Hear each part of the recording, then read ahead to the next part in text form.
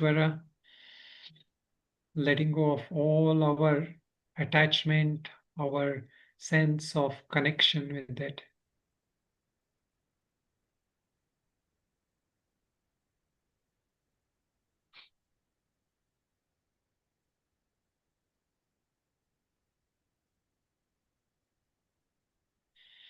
Om Shanti Shanti Shanti.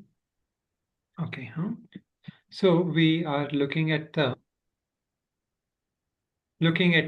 fifth chapter of Bhagavad Gita. So here the Manana, this shloka which we had already looked at, where that karma sannyasa was mentioned, that sannyasas tu mahabaho dukkam aptu mayogataha yoga yukta munir brahma na chirena digacchati. So that karma sannyasa, that renunciation is hard to attain without doing karma yoga. So even mentally having that detachment from our actions, unless we are able to offer the results of that actions, it is hard to detach mentally from them. So the one who is dedicated to karma yoga is progressing in a fashion that will ultimately lead him to that same freedom. So some manana here, do I wish to pursue the spiritual life wholeheartedly? So this is also sometimes at some point in our life, we kind of have this feeling, okay, maybe now I'm ready. Now I should let go. Even though whenever we study, it's natural we'll get this.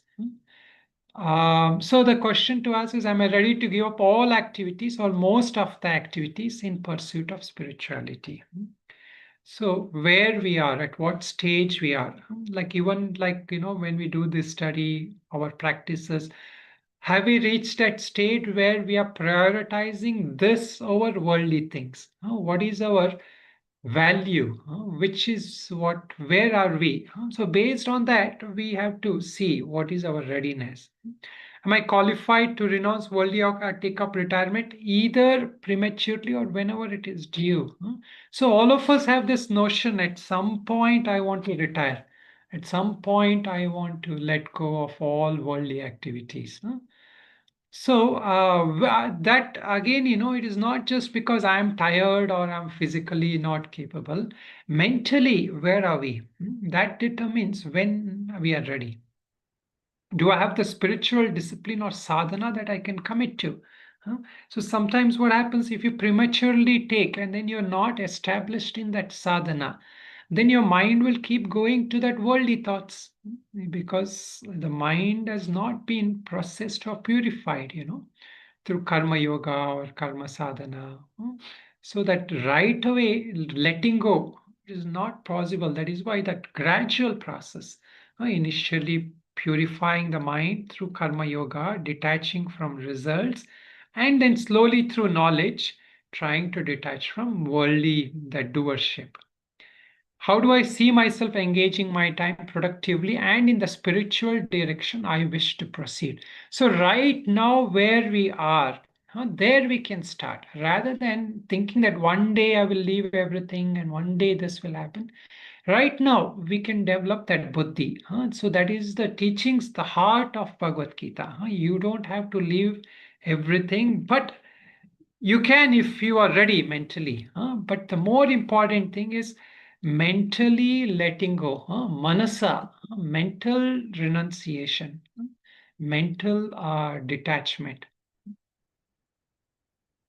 Okay, so now fifth chapter is what we are looking at. So this chapter is the teachings given of karma sannyasa for a practitioner, for somebody who is not already a jnani. So how do you go on that path? How do you mentally come to that stage of being free from that doership? That degree of purity which is required for us to be free from doership. Purity meaning that degree of being detached.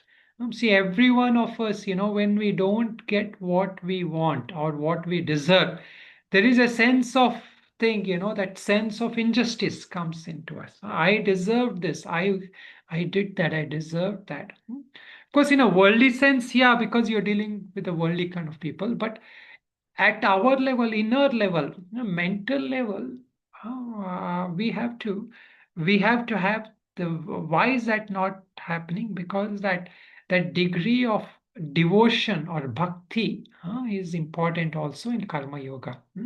So this is where karma yoga is more effective if we approach not just from that sense of jnana. Jnana is important for especially karma sannyasa, but karma yoga is almost packaged with the bhakti. Hmm? How does it work with bhakti? So in that karma yoga, we learn to have this Ishvara Arpana Buddhi. Everything we offer to the Lord, everything we offer to Bhagwan. So then what? Then the attachment is not there because we are willing to accept everything as a blessing, as a prasada. Everything that comes to us, there is no complaints, there's a implicit trust that we will get what we deserve or we are being looked after. So that is actually an implicit trust we put, and that makes us qualified to get jnana. So many times, we come prematurely to jnana, and then that what happens? We have to work parallelly. We can get jnana, we can continue getting that knowledge while we continue to do our sadhana and develop that bhakti, that arpana buddhi. Okay, so now let us look at the next set of. So here, now the last shloka we looked at, it was said that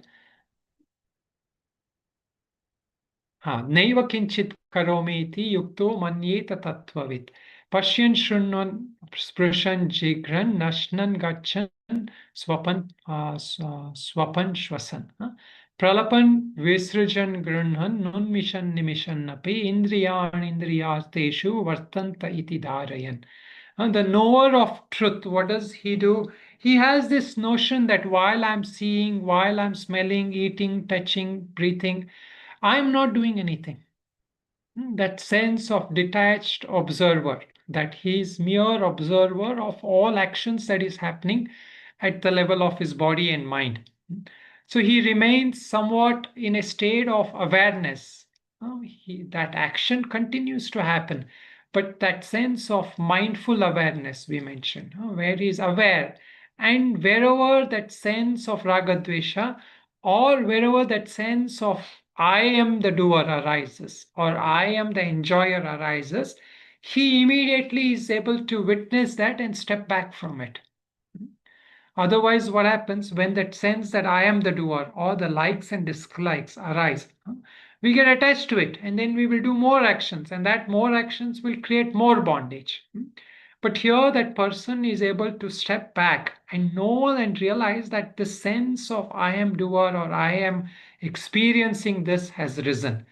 So then, that ability to know that you're witnessing it is itself a means to freedom.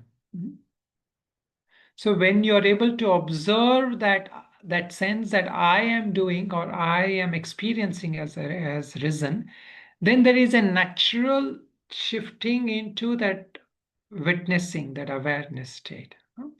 So that is why, mere bringing in, and especially if we have wisdom, it is even more faster. We are able to step back into that state of detached witnessing even faster. Okay, so now let us look at the next set of shlokas. It was one more shloka also we think we did. Brahmanyadhaya karmani. Maybe we can chant from here and look.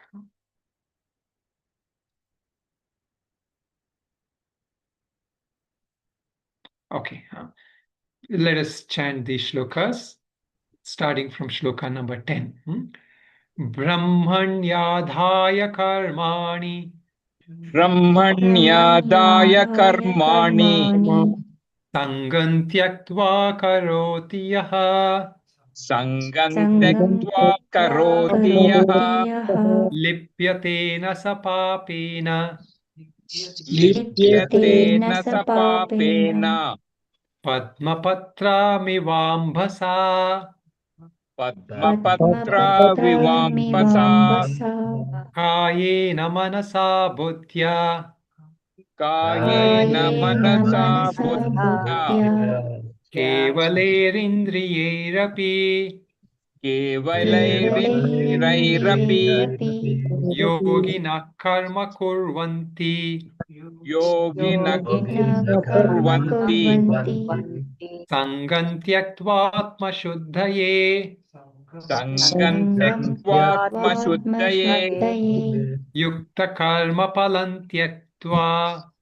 Yukta Karmapalam Tyaktva shantimapnoti neshtikim Shantimapnoti Naishtikim ayukta kamakarena Ayukta Kamakarena phale sakto nibadhyate Alhe Sakto Nibadyate sarvakarmani manasa Sarvakarmani Manasa sanyasyaste sukham vashi Sanyasyaste Sukavashi navadvare pure dehi Navadvare Pure Dehi naiva kurvanna karayan Naiva Kurvanna Karayan न कर्तृत्वं न कर्माणि Na Kartritvanna Karmani लोकस्य सृजति प्रभुः Lokasya Srujati Prabhu न कर्मफलसंयोगं Na Karma Pala Sanyogam स्वभावस्तु प्रवर्तते Swabhavastu Pravartate Ah, so the now this one we had looked at the Brahmanyadhaya Karmani. So offering everything to Brahman, or what we call it Ishwararpana Buddhi. Offering everything, dedicating everything. Sangan Tyaktva, the person is then able to detach. See, this is the heart of Karma Yoga. What is the Karma Yoga? Sangan Tyaktva. So this mantra and next mantra, that same thing Bhagavan says. The important thing. Karmanyevadikarastu ma phaleshu kadachana. So that's that detachment for the results, dedicating and relinquish that attachment to the results. And lipyate nasa papena, the example or the metaphor given for that is just as how a lotus which is in the water or in which is maybe even in dirt, but yet is untouched by that lotus is able to draw that water but remains above that water. So when we offer our actions and all to Bhagavan or to Brahman without attachment, then that sin or that the problems or the what do you call the things, that bondage of life, we are not bound by them, meaning we are not stuck in that muddy water of samsara. That samsara's waters are muddy waters because it keeps us stuck. Although we may find small enjoyments in that.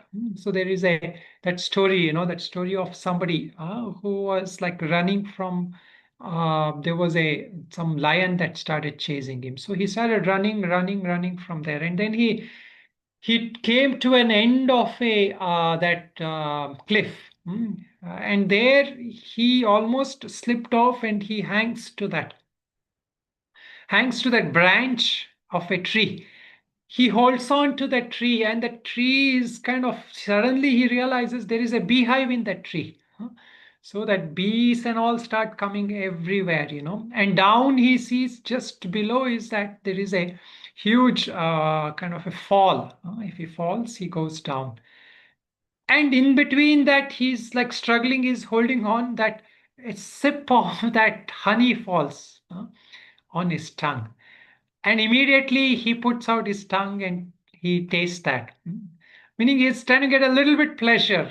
Similarly, in our samsara, it is like that, everywhere, like from the top, that lion is chasing down, we are waiting to be falling down, and then the bees are coming. Life is like completely like that. But still, in between that, we try to find little pleasure. A little bit of honey we get here and there, we taste it. So similarly, like that, that ability to detach from that results, every kind of enjoyment or suffering is in this samsara is indeed a means of bondage. So when we relinquish that, when we let go of all those kind of enjoyments, or meaning mentally getting absorbed in those worldly enjoyments, then what happens? We are like that lotus in that mud, or lotus in that water. We are in that, meaning we are in that samsara, bodily, mentally, we are here, right? But in our understanding, in our intellect, we are above it. We rise above it. The day-to-day things that happen, all the miseries of life, we don't get stuck or we don't get paralyzed by it. So that is the point here. Now, the next mantra he says, Kayena manasa buddhya kevalerindriyairapi. So the yogis are what? Yogis are those who engage in actions through kaya, mana, buddhi, indriya. There is a body senses. Actually, body senses sometimes we take together. Body senses and then the mind and intellect. So they are engaging that. It is not like they don't do anything. That this is not the kind of sannyasa here where you are completely detached from doing anything. But through the body, mind, and intellect, the actions are happening, but there is no attachment. So this is how this person has attained that karma yoga. And why is he doing this karma yoga? So that point here he mentions, manasa yogina kuru karman tyaktva atma shuddhaye. Atma shuddhiye here means not necessarily the Atma itself needs purification, but that mind and intellect, which is soaked, what we call as chitta shuddhi. That ability to do actions without attachments leads to chitta shuddhi, meaning that purification. There is no deceit in the mind, there is no sense of impurity in the mind, meaning the worldly impurities. He's not mentally caught up with that. He's willing to mentally detach from that. And this is that freedom from ego. This sense of relinquishment is the freedom from ego. So here what is happening is that Vedic process is like that. If you look at all our Vedas, they are designed like that. So you first do karma, and then as you do, you let go of basic baser karma and you try to do karma for lokeshana, meaning going for higher lokas. And so everything is designed for that. Through yajnas, you dedicate everything to go to a better afterlife. And then you do upasanas, meaning you do different practices, worships, meditations, and all that. So all this is for what? All this prepares you with this kind of a notion that you are able to let go of all these worldly results, worldly actions. Ishwararpana buddhi. So the phala, that results you are letting go. Then what do you get out of this? This is what leads you to that ability, that adhikaratva, that qualification for gaining wisdom, gaining knowledge, the true knowledge, not just worldly knowledge. Not just I know I have knowledge about stocks or computers and all that.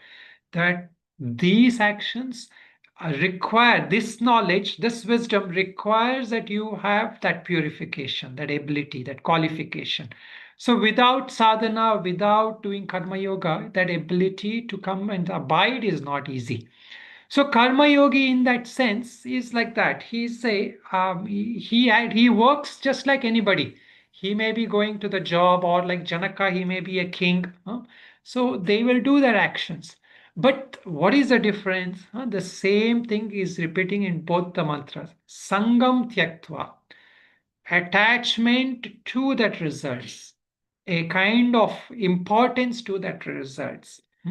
So that attachment, when then he is willing to, then that Shraddha has come, he is willing to accept what Bhagavan gives him. So, or you trust that law of Prakriti, Dharma, the greater Dharma. You take Lord as Dharma itself. That Dharma is upholding everything and it will bring unto me what is right. So this is the innate belief in the law of dharma. Even though presently at this minute level, I see adharma, I see injustice, I see something which is not right. But still, in the overall spectrum, I know that dharma will work. So just as how many times good things happen to us, right, or good things happen to many people. Why did that happen? So that is the workings of dharma.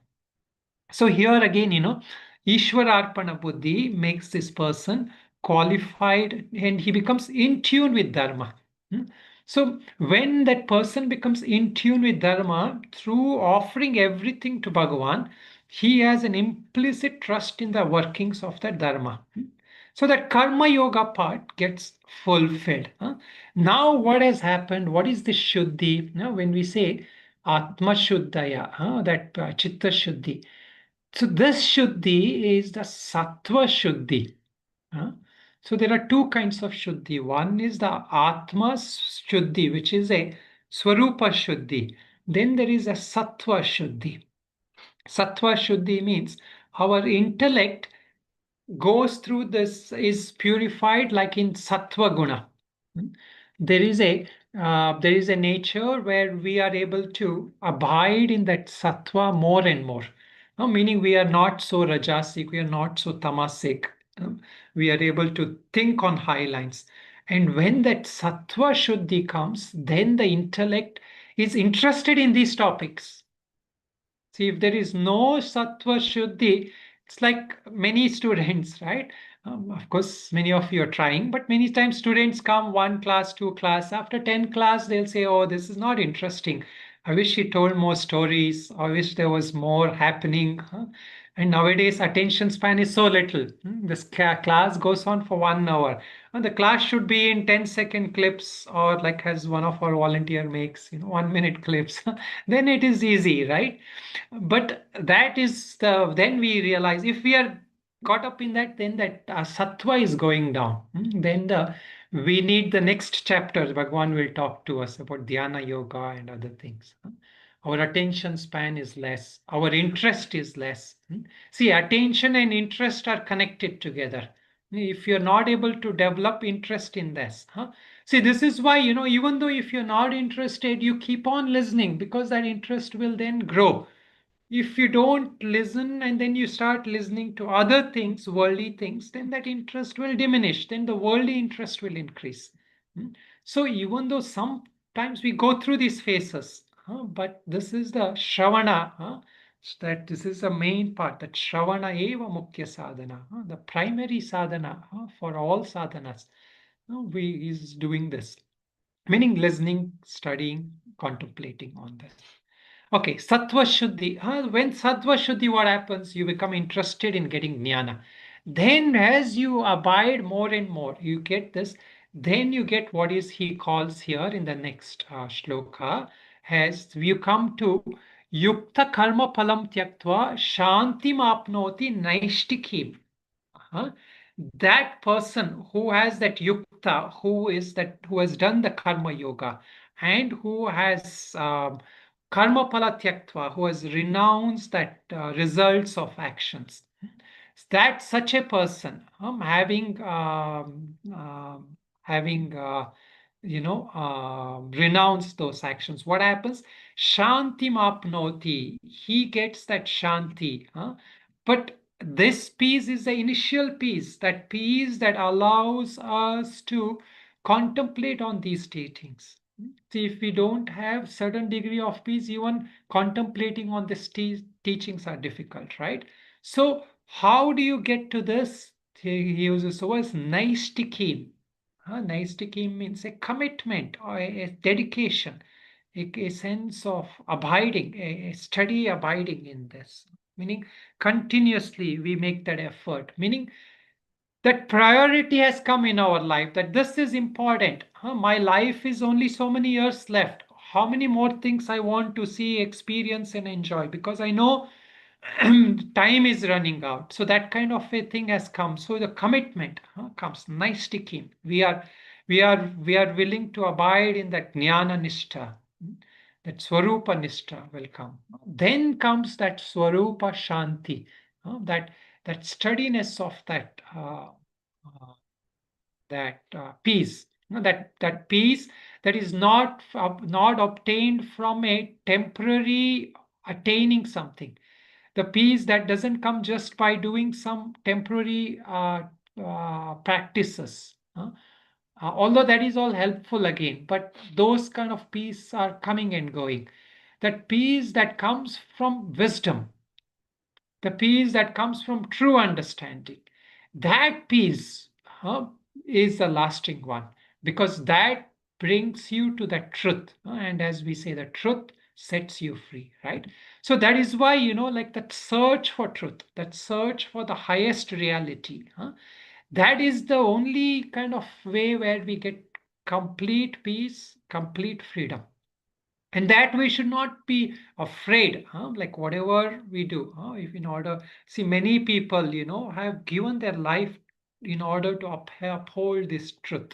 Even in the West, many people like Socrates, Christ, Jesus Christ, and all we hear, right? So they gave their life, because that truth, that ultimate truth they are talking about, that is at whatever cost is worth upholding. So then because that is what will set us free, that is what will ultimately give us freedom. Shanti mapnoti naistikim, that lasting peace, that steadfast peace. But what about that? See, this is the way how Gita teaches. Once you are told about something positive, but it is positive only if you know what is negative, right? Only if you're able to do viveka, what is real, what is unreal, what is permanent, what is impermanent. That if we are able to do, then only we appreciate that positive. Ayukta kamakarena, the one who is not steady, who is not able to do karma yoga also, who is not able to abide in that. Kama karena, he's driven by desires. The whole, every pursuit of his life is driven by some desire or the other. So this is what it is, right? Actions done with that wisdom will free you. But that actions which is not done by the wisdom will lead you to bondage. So that is the thing. Overdose of karma. If you do over karma, if you do it with wisdom, then that overdose of karma will not harm you. If you don't do that karma, like if you're just doing for the sake of getting things, and worldly wise also we see that, right? People get stressed out and then they say, I'm overworked, I can't do this. And so that kind of a notion arises, and then they get afraid to any actions. So this is overdose when we do of karma, driven by desires, kama karena. Phale sakto nibhadyate. So that which is done like that, with that phala icha, desire for fruit. If I get this, I will do it. If I don't get this, I will not do it. That kind of a notice, attachment we have, right? And that is going to give you stress, because you are going to get disappointed every time you don't get what you want. And you also get disappointed when you get what you don't want. So this is what keeps us bound in bondage. Now, the very important or a very oft quoted shloka, and this shloka also comes in Kathopanishad in a slightly variation. So, because Bhagwan's most shlokas are from Upanishads, are taken, in a much more uh, see, the Upanishads were told in a way for all those who had come to that state of very high understanding and to some of degree of renunciation. Bhagavad Gita was simplified in that sense, but that essence of that same teachings is there. Sarva karmani manasa sanyasyaste sukham vashi. So now he comes to that. What is this renunciation? Now you told us again and all that qualification of karma yoga. Where does it lead us to? That through that wisdom, through that knowledge, that person attains sarva karmani manasa sanyasta. So he renounces mentally, he renounces inwardly. All actions are inwardly renounced by this person. And how? What does he do? Sukham vashi. He's not unhappy. Oh, I'm not doing anything. It's no fun in life. I'm not doing anything. No, it is not like that. He's happy. Sukham vashi. Vashi means he's in control. He's control of himself. He has the he's like a what they call a swami. We use the word swami, right? Swami is one who is in control of himself. That is the idea. The one who is able to control his own thoughts, especially, or his own inclinations and actions. So Sukham Vashi, that person is a self-controlled one. Where is he staying? He is staying in a town which has 9 gates. Navadvare Pure. There is a town which has 9 gates. Where is this town? Dehi. This is the body. Body is the town. Hmm. So this body has 9 gates. And we all know this, 2 eyes, 2 nose, mouth, 2 ears. So that is 7. And then the excretion and the procretion and those kind of organs or the openings. So 9 gates. Of course, in Kathopanishad, they say it's 11 gates. That it is mentioned. Puram Ekadasha Dwara. Ajasya Vakrachetasaha. So that in that body which has 11 gates, and that person that unborn, unborn anushtaya cha shochati vimuchyate vimuktasya vimuchyate. So that person, that atma, that abides in that 11 gate city. So here also this city, this person is staying in has 9 gates. But this person, this one who is inside this 9 gates, what is he doing? He says he's neither acting nor causing anyone to act. Naiva kurvanna karayan. Sometimes the example is given like a king, a king who stays inside and he doesn't do anything. But the king is directing somebody to do something, right? Here that Atma is not even directing anybody to do anything. So it is just abiding in there. So, but then we may ask, we learned, you taught us in Kenopanishad, Shrotrasya Shrotra, Manaso Manoyat. It is the ear of the ear, the eye of the eye. So the eyes and all are functioning based on that. It is functioning based on that, but it itself is not doing anything. It itself remains free all the time. Nitya Shuddha Muktaha. It is always free.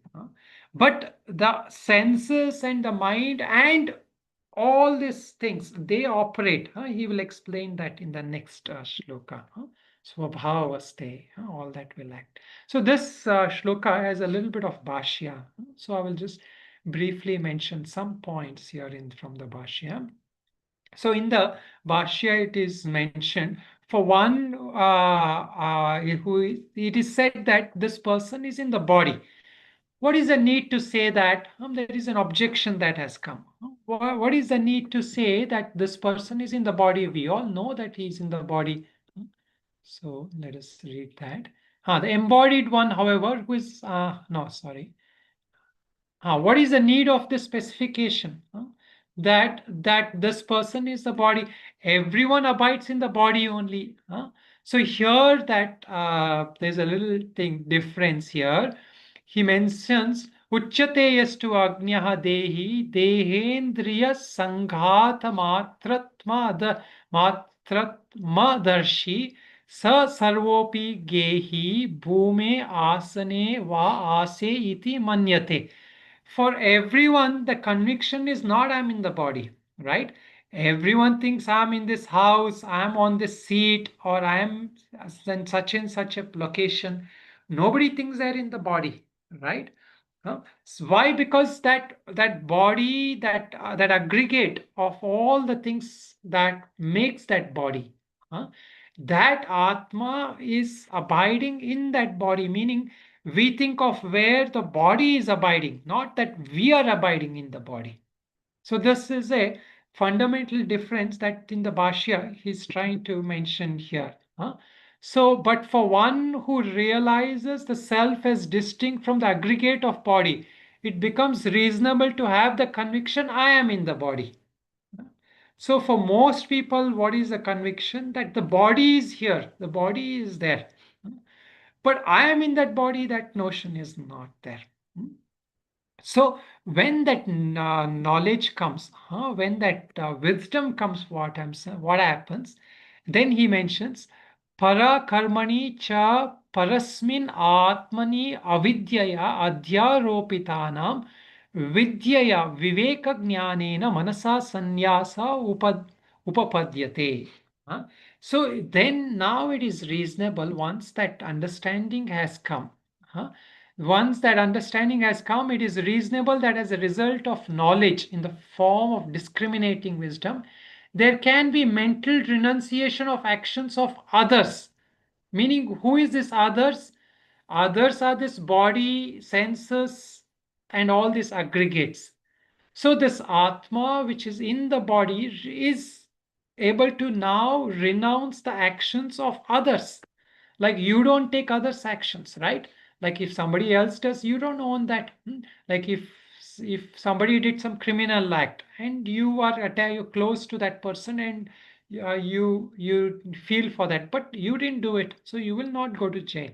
So similarly, here when you observe, when the Atma is able to abide in that body and observe that the body is doing this, the mind is doing this, then what happens? That actions through that wisdom, that knowledge which has come, then you're able to renounce those actions which are not yours. They have been superimposed, which have been ignorantly superimposed on the Supreme Self. So that ability has come. So now he goes on to give one more point here.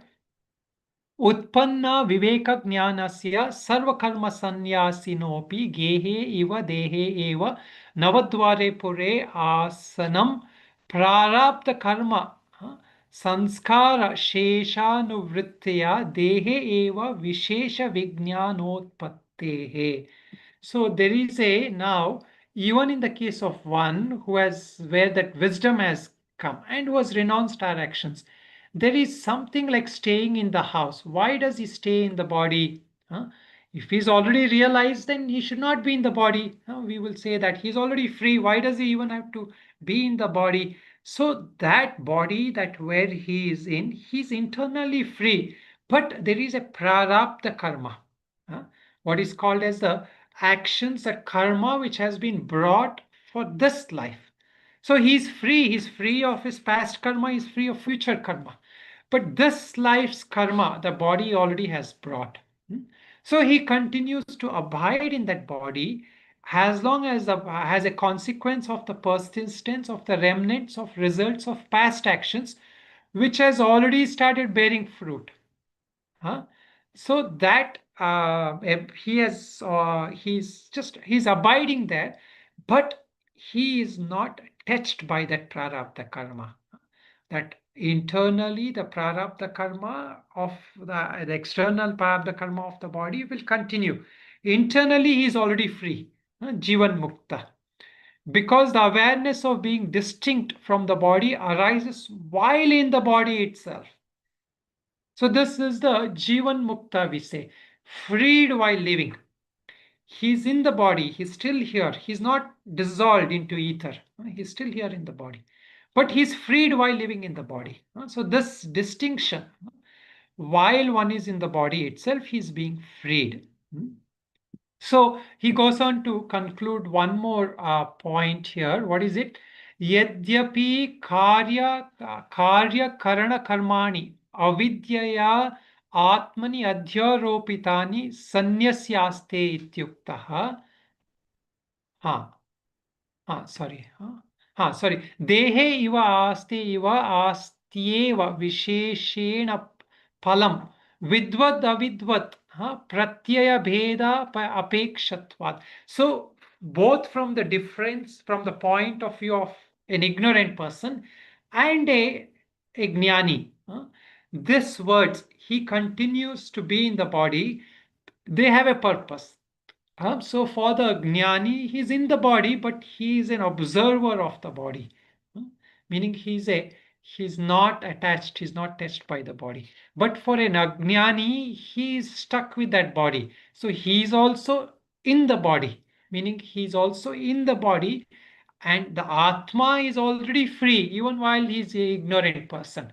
But that superimposition is there. The Adhyaropa is there. What is that Adhyaropa? That Adhyaropa is that he is, that body is he. That is the Adhyaropa that an Ajnani is carrying. A Jnani is carrying that notion, I'm just in the body. So that is the fundamental difference. So now what happens? Because this person, that Atma, is just abiding in the body, has a detached observer, that Atma now, that is why, this is what Bhagavan is saying here.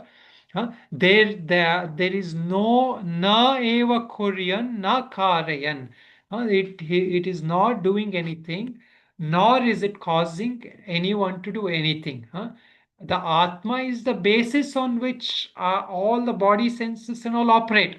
But it is not that Atma is telling them, you go do this, you go do that. So why are we doing this? So then the next set of shlokas, we will come to that.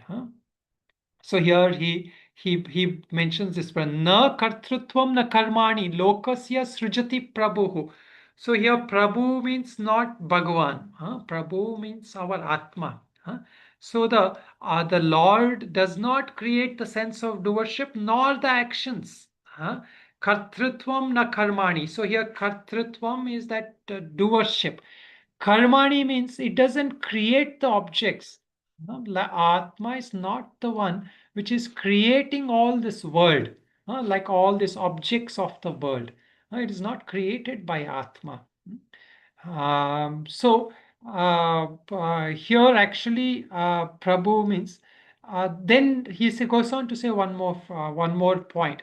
So you're not the doer, then at least I must be the enjoyer. No, na karma phala sanyoga, that results of actions given to you because of your actions, that is also not made possible because of Atma.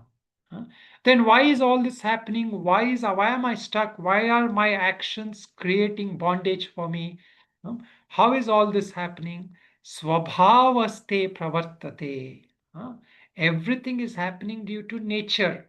We can say our nature, Prakriti's nature, they are the ones who are doing all this.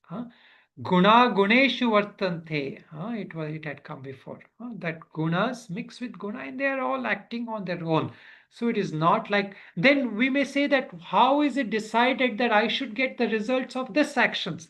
There has to be somebody or some intelligent entity which decides that, like if I am getting the certain actions, if you did a good action and I get your results, then it is unfair. That doesn't happen. I get the results of only my actions. I don't get the results of your actions. So there has to be an intelligent being, and that intelligent being is that karma phaladata, where we talk about the dharma, the dharma of Ishvara. So that law is upheld by Ishvara, but that Swarupa of Ishvara, that essence of Ishvara is that same essence of our Atma, and that doesn't do anything. That doesn't create anything, that doesn't make you the doer, nor does it make you the sufferer, enjoyer of your actions. So this much now, if Atma is free, Atma is not the one which is making me do all this.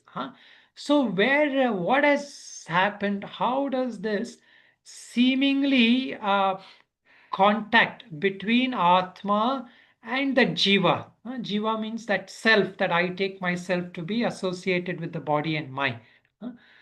How does this connection come? How does this seemingly what is called as the uh, uh, no contact yoga? In Mandukya, it is called no contact yoga, asparsha yoga. huh? Asparsha means that there is a yoga where there is no contact. So the what is that no contact yoga means union, right? From things we are already uniting. So there is union happening, but yet there is no contact. So this Atma and Jiva, this no contact yoga has happened. So this no contact yoga is that it is all the happened due to Swabhava or Maya, we can say. That Maya, Prakriti, gunas, all this is a cause of all this association, contact, and all that. Okay, so now maybe we will look at one of the um,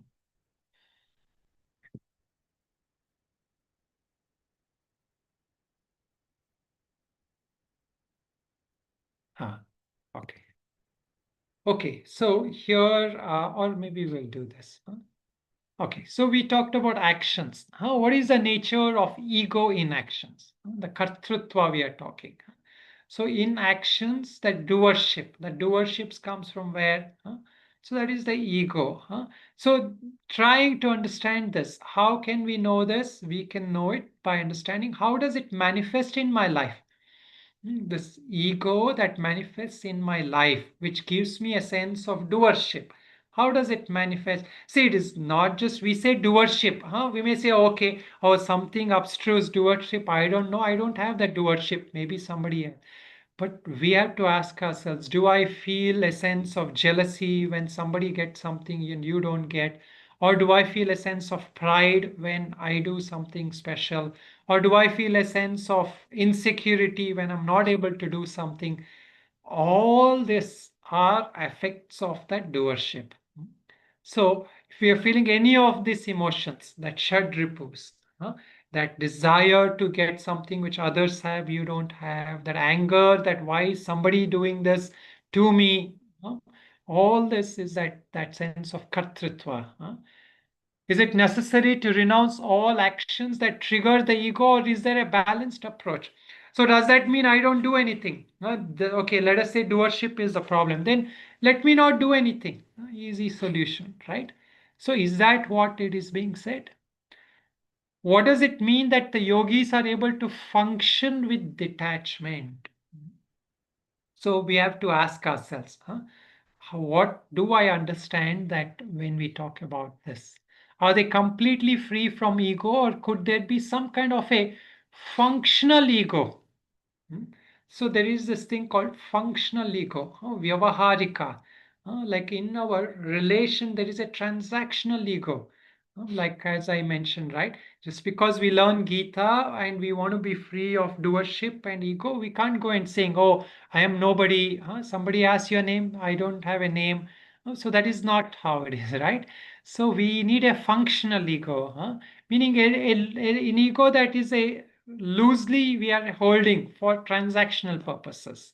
Okay, I am so and so. Okay, if somebody says like like who wrote this book, you say no, I don't know who wrote. So you have to say okay, I wrote this, or that kind of a functional ego that is for transactional purpose. But that again, it has to be used cautiously. What is the nature of the latter? So we have to ask ourselves that how does that functional ego can be used in my life, but not a fundamental ego shape.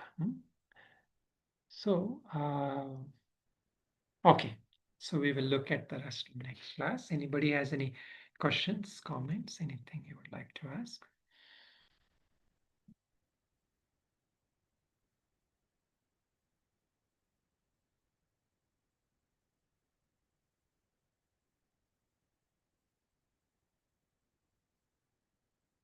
Okay. So one of the things to understand. So when we understand this first point, the first point that came was where that karma yoga, that in that karma yoga, that in order to attune ourselves, huh, we are offering all to Bhagavan. So when we offer everything to Bhagavan, from the karma yoga perspective, then how do we, what kind of faith we can have in that the results that is due to us will come to us? How can we be sure that when we do karma yoga, that right results will come to us? Anybody?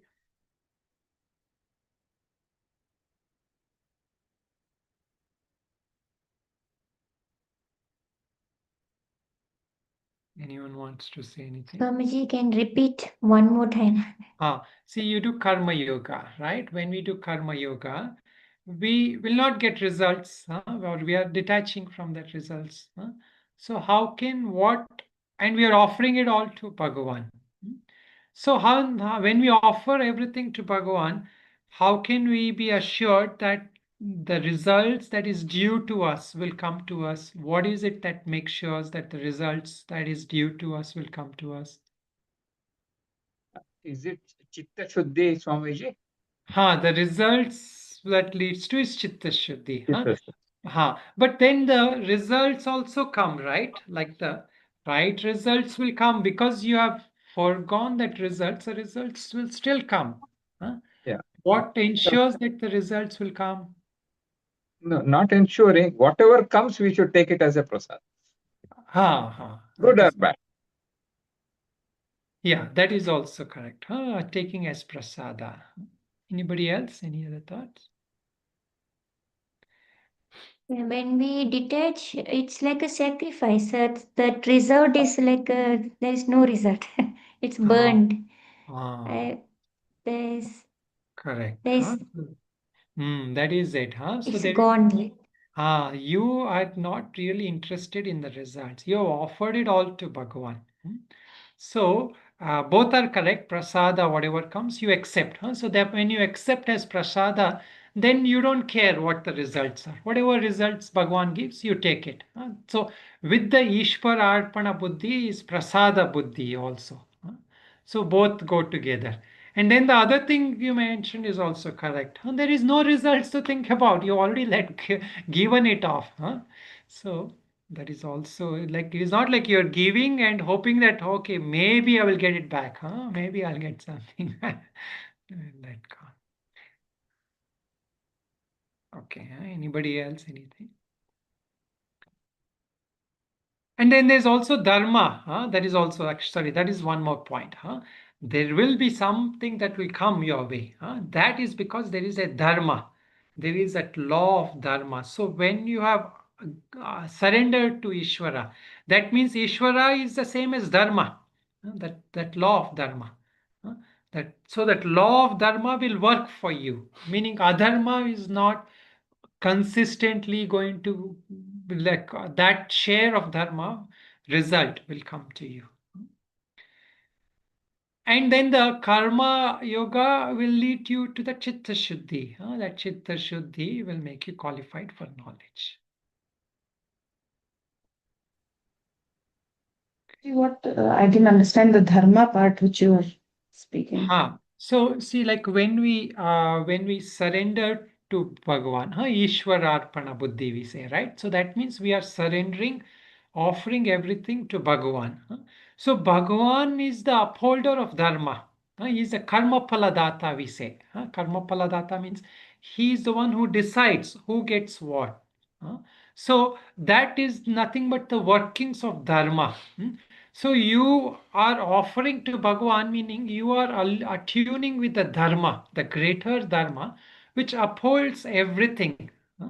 So that dharma will work for you, meaning that dharma will ensure that you will move on a higher path. So it may not be the results as in a tangible results. It will give you the results like bringing you to this kind of life or this kind of studies and this kind of peace from the studies or that.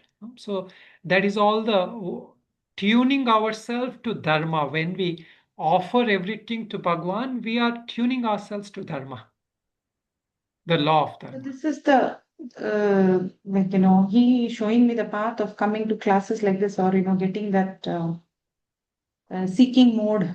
What you're saying, that's the phala Ishvara is giving me because I'm doing the Ishvara Arpana. So class, I'm just giving the example, but what I'm saying is that Ishwararpana Buddhi takes you on that higher level of dharma, because Ishvara and dharma are not different.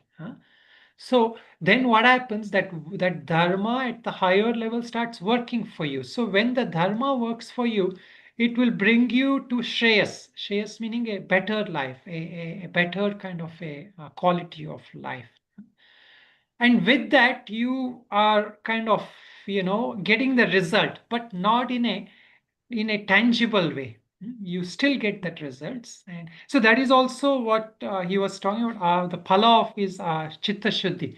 So phala of chitta shuddhi is what you become more attuned to dharma. You will not see, when the other point that was mentioned, a person who is bound, who is done by desires, he is bound.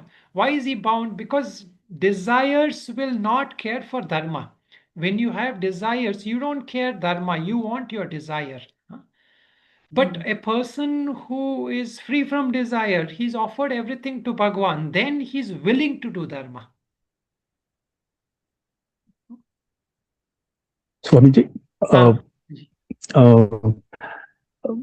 so the dharma or the fruit of action distributed by Isvara or dharma, that is based on prarabdha. That is based in this life. External results are based on prarabdha. And not getting and the significance of not getting entangled in with the results of actions also actually helps in reducing agama karma. Yeah, that is also true, but actually that is for somebody who is going the linear way. Meaning somebody who is walking on the path on a linear way, doing good actions and all that. So for that person, that will have the result, like it will not help you get entangled with the agami karma. But for somebody who is looking to move towards karma sannyasa or jnana, we can say, after karma yoga, then that much of focus is not there on agami karma also, because he is looking for complete freedom from all karmas. Yeah. So that prarabdha, what he mentioned, in that Navadvare, the person is there because of prarabdha. So that prarabdha has already got him here. So the results, that body is that result.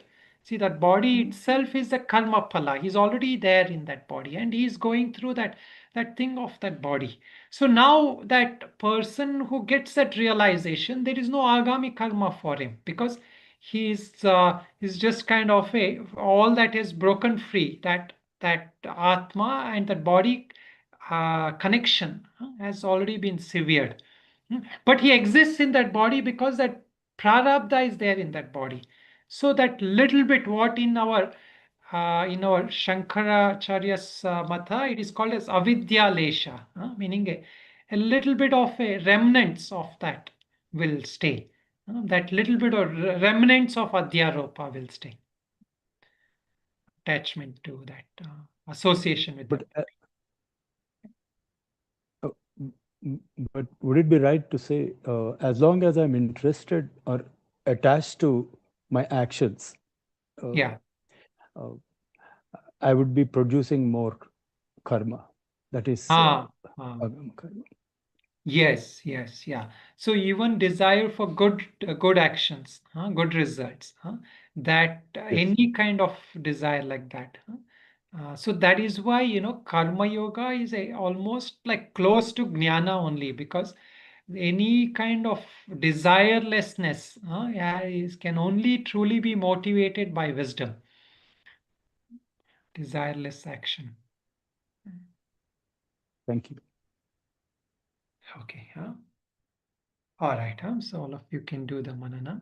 Om Purnamada Purnamidam Purnat Purnamudachyate Purnasya Purnamadaya Purnameva Vashishyate. Om Shanti Shanti Shanti. Om Namo Narayana. Namaste.